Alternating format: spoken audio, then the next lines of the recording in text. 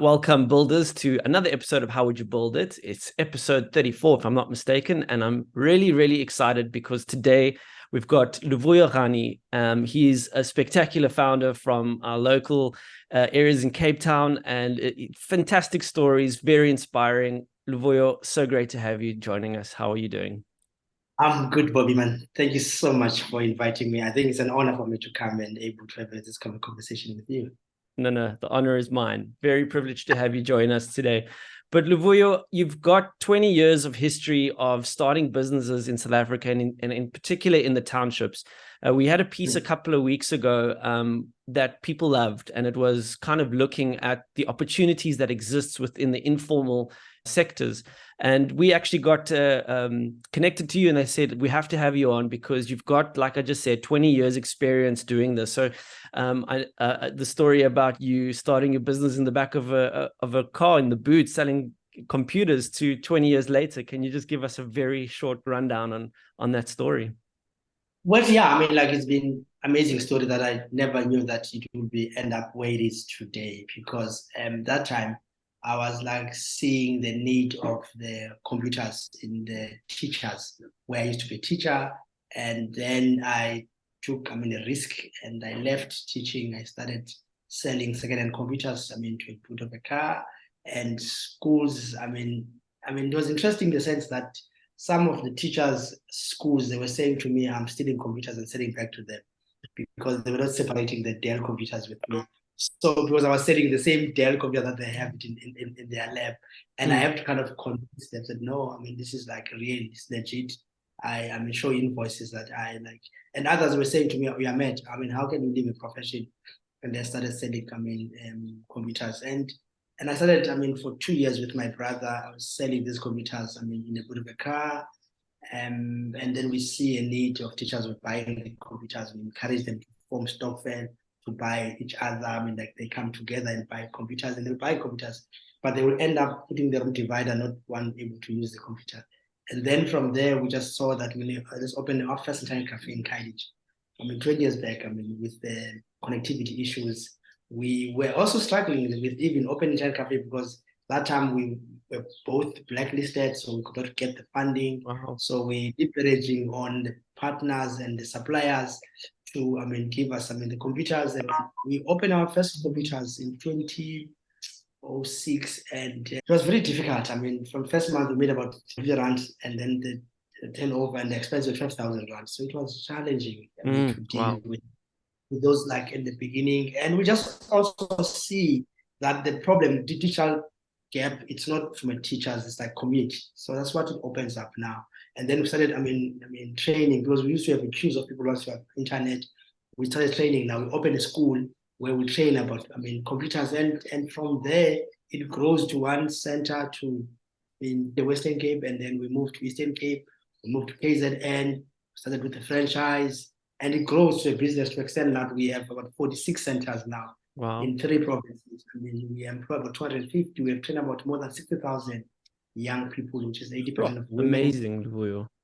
So we kind of, trying, and I think if you understand then, people used to go to Mitchell's Plain or to Cape Town to access the internet to the scheme, but we bring us close communities, and we're focusing on the township and rural areas where people are finding it difficult, to do business. And I think we saw that we have to bring these teachers up. And so we become like a social enterprise in terms of addressing the digital skills now.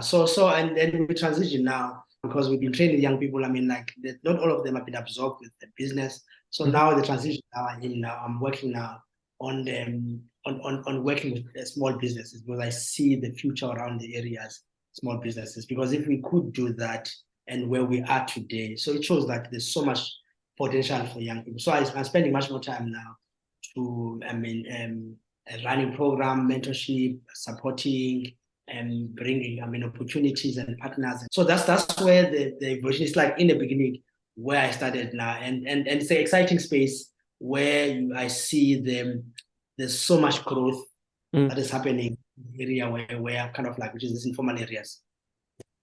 It's incredible what you're doing, and it's very admirable.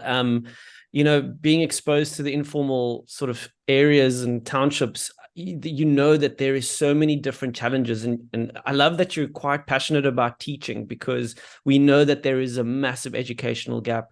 But just thinking off the bat, when we talk about starting businesses, I mean, we know infrastructure is such a massive problem in the townships. I mean, how did you even get internet? How did you even start a internet cafe? I mean, what technology were you using? You couldn't have fiber, like even back then 20 years ago. I mean, that must have been challenging, just getting the infrastructure in. No, it was, I mean, challenging. I mean, like that's what I mean.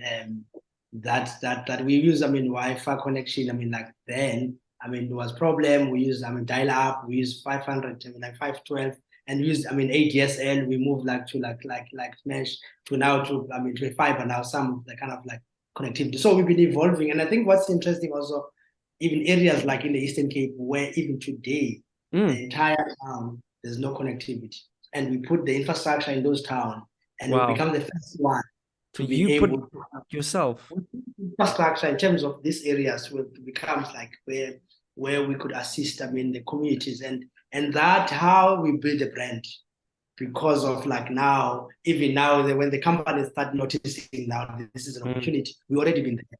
And I think that's what we've done it, in the sense that we've done it deliberately, that we want to be the first one, so that we can, like in a space where we build ourselves to the, I mean, for customers. So for us, it's always been our long-term thinking. It's not only just like have a presence, provide connectivity, have a presence, but also look at more opportunities that comes in, because we are the kind of first one around that thing. So it's one around infrastructure, and the biggest infrastructure around the township. I mean, like you've seen the last 20, 30 years, there's a mushrooming of the malls in the township to open up these malls. And the only sad part around that, it's just like the rentals are quite expensive.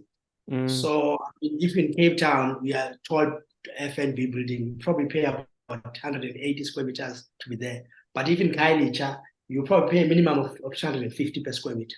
Sure. So it's like showing that, I mean, that's also the reason why you don't see local brands in these malls, because of the rentals for them to be there. It's quite, I mean, so for us, for last probably 15 years, we're paying for rent. We're not making money. For us, we're building the brand in terms of rent. So over time, we're kind of understanding that, I mean, next to Capitego ShopRite, your store there, that's the price you have to pay. And also understanding it probably becomes a demand and supply, because there's not enough infrastructure that comes in now.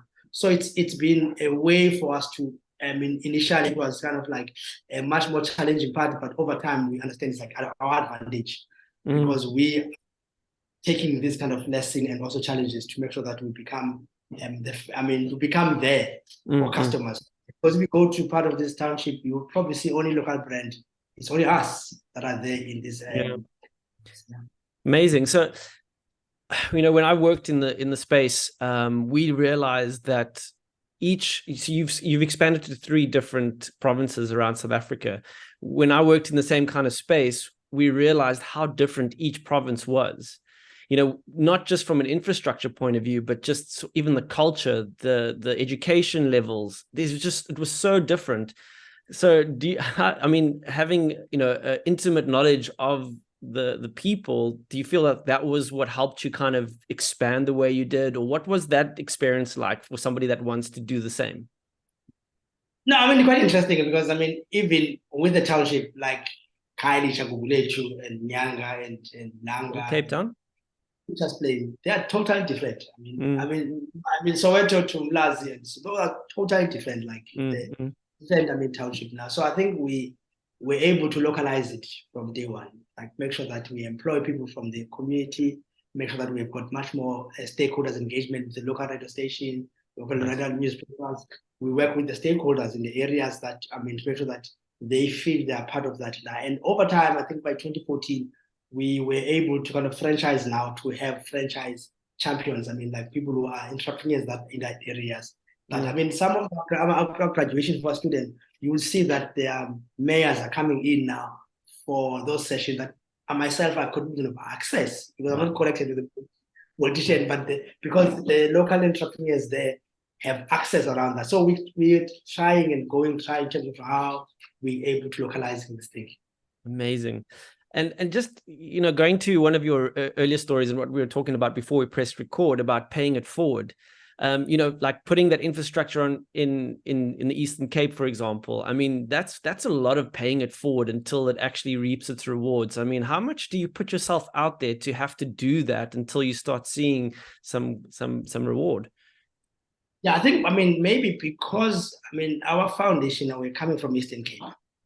Okay. So when we came to Cape Town, we come to study here and work here. So it's always been our heart in terms of, because normally in many businesses, if you made it in Cape Town or in the city, you'll also go to Joburg, because that's how normally, it comes in now. Even about the early stage of like 2011, they were convincing us, no, go to Joburg, because that's how you are going to make it. Don't go to the coast. I mean, for us, it was like, let's go to the coast, because we saw it's where the need is. It's where, even in the Western Cape, people are much more spoiled to have opportunity. There's nothing. Nothing works. Nothing works in terms of even the company doesn't work. So when we're there, there's kind of an opportunity to the, ordinary people, because we were seeing principals, HODs, teachers, even department officials. So we're kind of like getting different kind of like 50% of our students were professionals. Here, 80% of our students are unemployed that are coming in now. So we've got professionals who've got degrees and we are working, but they don't have a teacher skills to able to kind of. So those are kind of things that we're able to get the insight, and no one's kind of looking at that in terms of that. And it becomes an opportunity for us in terms of, let's pay forward to make sure that we service this kind of market. And that's how I think we built ourselves in those areas, to extent that if you go to Mthatha, you will think Sillo was born in Mthatha, because the way people like perceive Sillo, they perceive as if like this is a brand. They get shocked in terms of like, this is what's coming from a Kailicha, because of the way we position in every community that we have presence. That's amazing. So you're very passionate about the education space, and I read that you're actually moving out of the CEO role. You've already kind of handed it over, and you're going more into this kind of mentorship program that you're doing. I want to just get a feel for the people. What are they doing? What are they interested in building in the township? So they come to you, you're obviously giving them advice. What gaps are they seeing? What are they asking you? What is the advice they're seeking? Yeah, it's also amazed me. This township things, it's just like, you may think that you know so much, you can talk. It just amazed me. With Ukudzi, she runs a nail technician business. What business? Does a nail technician, like she does the nails. Oh, nail technician. Yeah. Just the nails.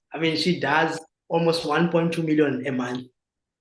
In Kailicha, she's kind of like, wow, that business, in terms of how she probably does in a year, almost like 14 million turnover that she comes in, that types of businesses. People don't think that money exists in the townships, hey? How wrong? And she charged only 99 rand. She charged like 99 all day. All day. From 8 to 8, she's open. People are kind of queuing outside and doing that. This is like how the business. So you've got Mkululi. He's more a fashion designer. He works on the fashion on the film industry, but he's got a business. He only focuses to 5 customers. So to do a garment, the minimum amount the garment that you do from Mkululi, you pay about 15,000.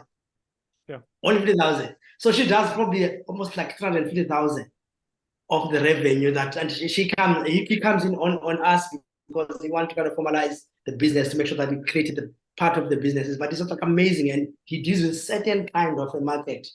That market is in Cape Town, in Sandton, or in Waterfront, but they are coming to Mkululi because of that.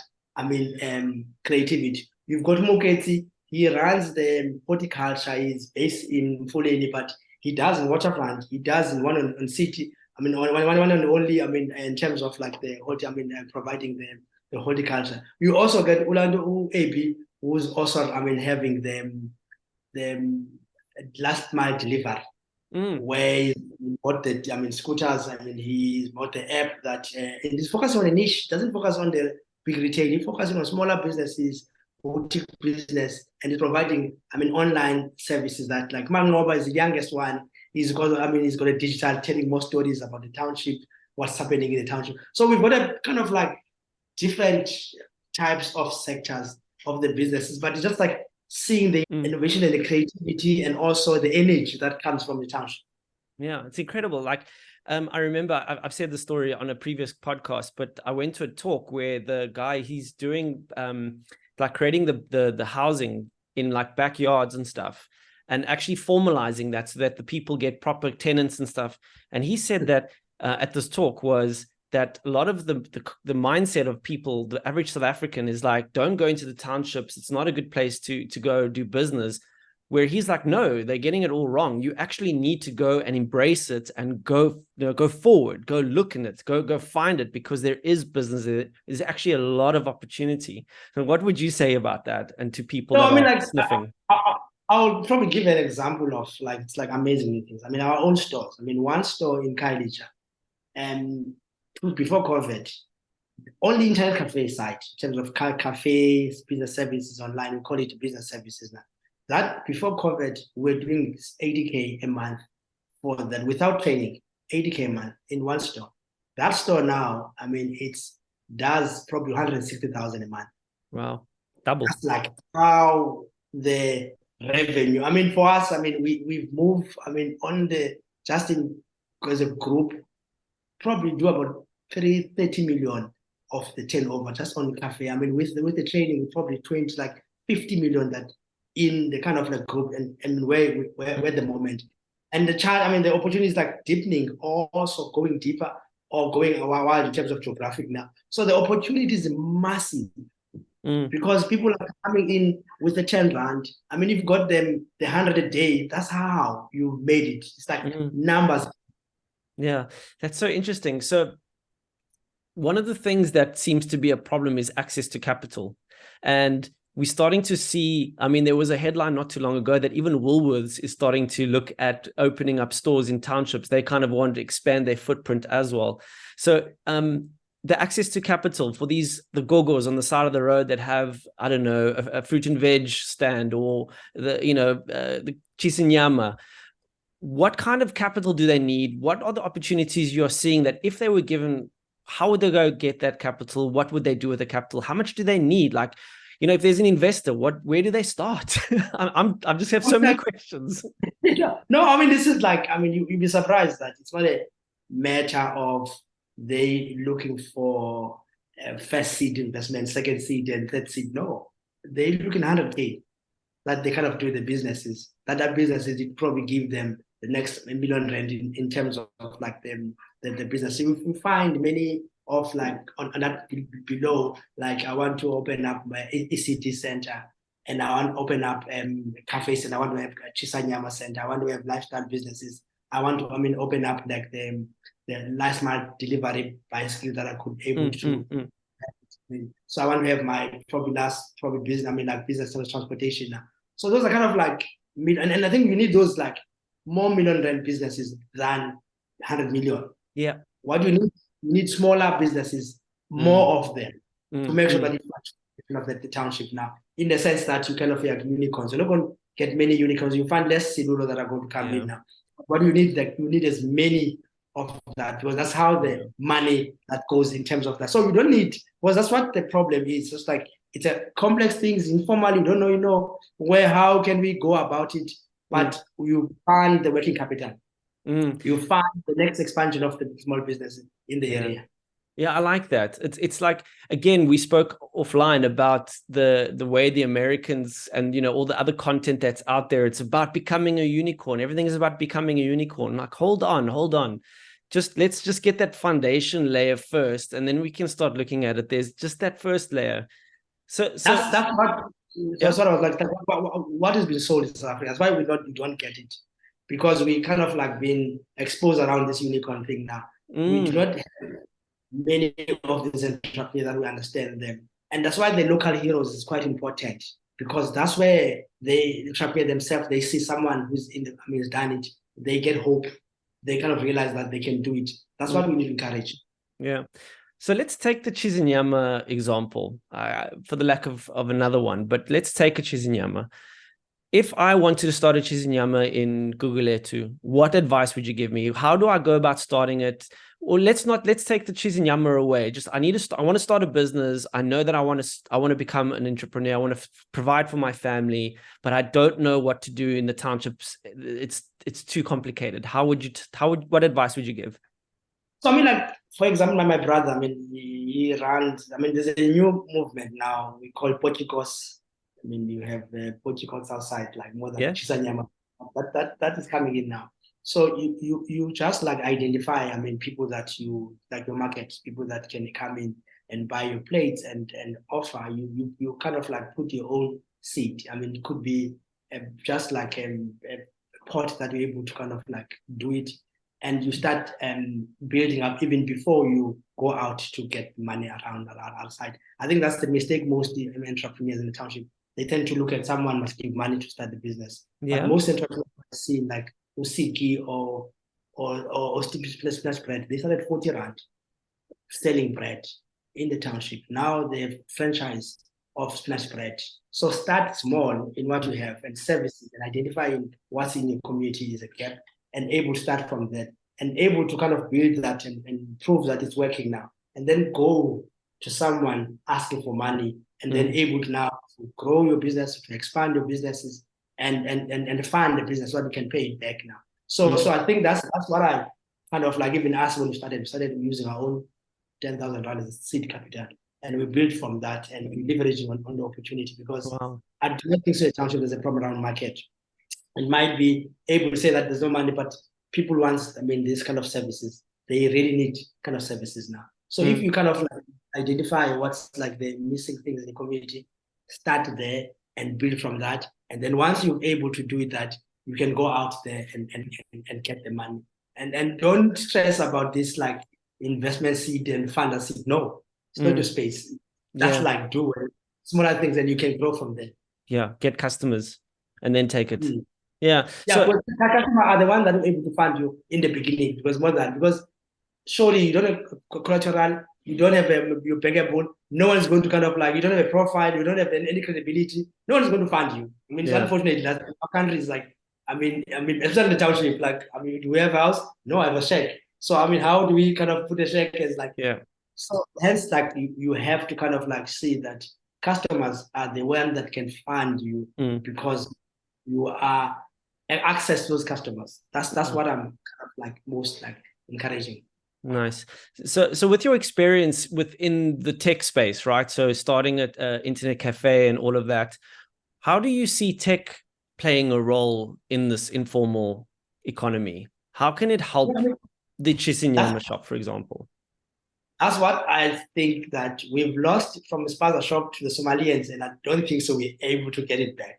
I mean, forget it. Government can have a policy around that. They know that space, and because they, I mean, understand it where they come from. I mean, there's a space that they know. Which I think the advantage for us is on tech.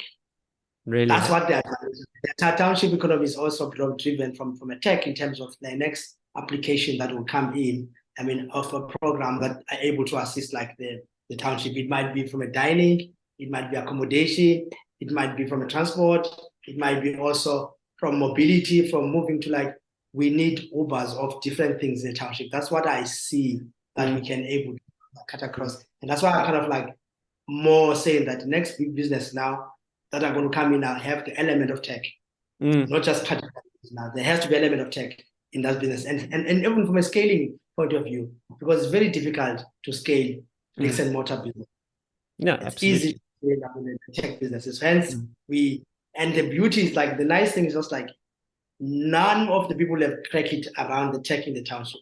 So if we can crack it in the township tech, we can crack it in Africa. We can crack it in the because the opportunity is endless. Well, that's how I see that the opportunity is like on investing in the solution that will come in from a township that have to have an element of technology.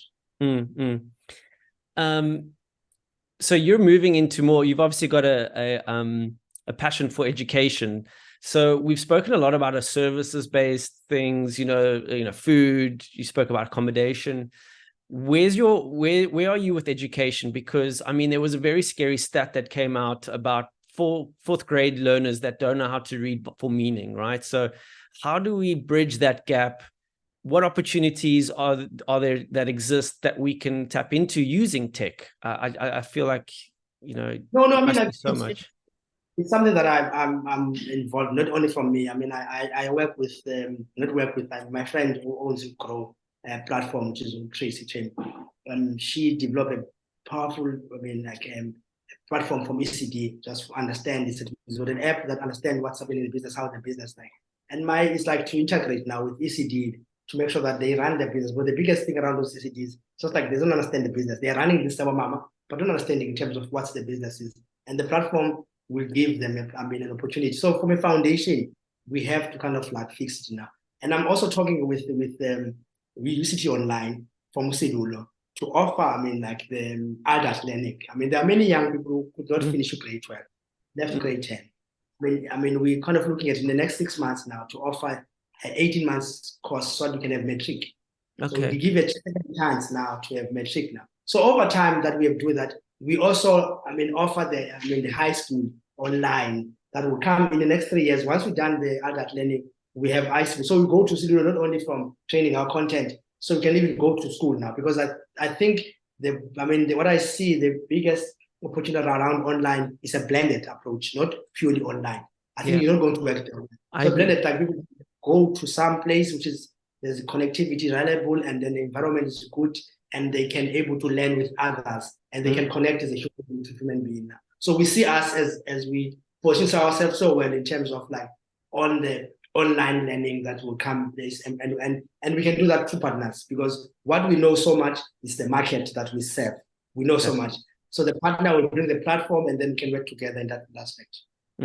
That's amazing. I agree with you. I think that where purely online fails us is that accountability to finish or to kind of pay attention or, like we mentioned earlier, show up every day. It's very difficult when you can just turn away from your technology or whatever. And I like the combined approach. There's a lot of opportunity in the education space. And it's a gap that's been left by the government. So, why doesn't the private sector go in there and fill that gap? I know parents would be in a queue to get their child educated so that they can, have a better opportunity than they did. No, surely. It's. I do not think so. Government got enough money to build more schools and employ more teachers, and I think it's an expensive kind of like model that kind of like, and the model is more like to have a community centers. Even when we partner with that, we can extend it. There are some organizations, some churches that put computers that they're sitting there not be utilizing. We can assist them through the connectivity side and also providing. A way that any child anywhere can have access to the best, learning in the world, that they can get it through being part of like, so we see that like, this is a game changer. It's going to change the way we see the township now. And I think another game changer that we also really seeing even part of the revenue was the e-government services now. Because if you want your ID, your grant, your UIF, your land, you have to do online. You don't have to go queue in the line. And we already provide that services. And I think that's something that we can even do in the long run. Once we have 100 stores, government will come to us because we're able to become the biggest infrastructure. They will say to us, and we're able to influence even their policy and say, this is how do we save the poor because of like. So that's what I see in terms of like the future for us in terms of the business, that how around that. Even on the small businesses, there's no one who've done the program to assist the business. They come in, they do, and they go. So no one is with the data and the tracking and see what happens with those businesses, that you can able to showcases that these are businesses that started here. So that's what I'm kind of like saying, that this is like abundance of opportunity more than anywhere in terms of the township. Yeah, exactly. It's a greenfield. It's like literally, if you start getting the data in and you can start proving that things work, then you're miles ahead. In America, I hate using America always as an example, but anywhere around the world actually, is that people start businesses with the intention of actually selling them to the government. They actually start by saying, I know government needs this solution, so I'm going to start it, and I know I'm going to sell it to them one day. For me, it's just like saying that government's got a post office, which is like cost them billions. You could do a model that costs them millions. Like they could save, and then they could services, they could probably use a kind of different way of model. Because access is key. The reach is key. I mean, because I mean, for them, it's about their voters to see people. I mean, and it's for them in terms of people are getting the basic things that. And I think what I'm saying that, and it's a kind of a shift that happens over time. Because initially I was like, think what we do is supposed to be done by government, and I didn't understand when the government never worked with us. But I just realized that let's build this thing. That's an opportunity. They will come to us without asking them to come. They'll say, we see you, we notice you, where you are, can we kind of work with you? This is what happened with them kind of like now, with like professional now, they're kind of seeing us that we are well positioned and this is our kind of work together. Amazing. So last question, where do you see the biggest opportunity? Like if you had the opportunity to make one bet, Luvuyo, we've spoken about many bets today, but if you had, okay, you can't choose education because I know you're already going in that route. Where do you see the best opportunity for the informal founder or entrepreneur? No, I mean, just generally, the bet, the future, and then for us, what I'm seeing now, it's around the social economy. Which is why when I'm saying social economy, I'm talking about the entrepreneurship who's got social agenda, not purely just extract money and move out. So an economy that look community based. Yeah, so that's kind of like look at environment, look at the impact, look at people. That's where the future looks like. That's where the funding comes in. That's where Africa we could able to showcase the world. It's like beyond the township now.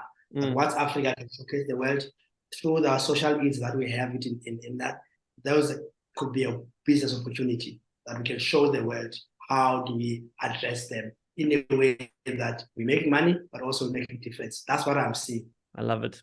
But again, talking about that scale that we mentioned offline again, right? Do you just want to, stay at home and not do anything, or do you want to make a difference in the world? And if you just go play on this side of the scale, there's a lot of opportunity and success and reward waiting for you, right? Definitely. I mean, that's what I kind of like saying that we've got Mother Teresa, we've got Mother King, but I want to be the Mandela of the business. I mean, I want to kind of like. I love it. I would vote for you. Luvuyo, well, thank you so much for joining. Thank you so much for joining. It's so inspirational, and it's great to know that people are out there not only doing it for themselves, but actually helping other businesses start, because I guess that's how we need to get the fire going. And wish you all the best. We'll be definitely paying attention, and hopefully we'll have you back on soon to see how the progress is going with your new venture. No, thanks so much, Bobby. I mean, I'll definitely come back anytime to come back. I really enjoyed the session. Thank you very much.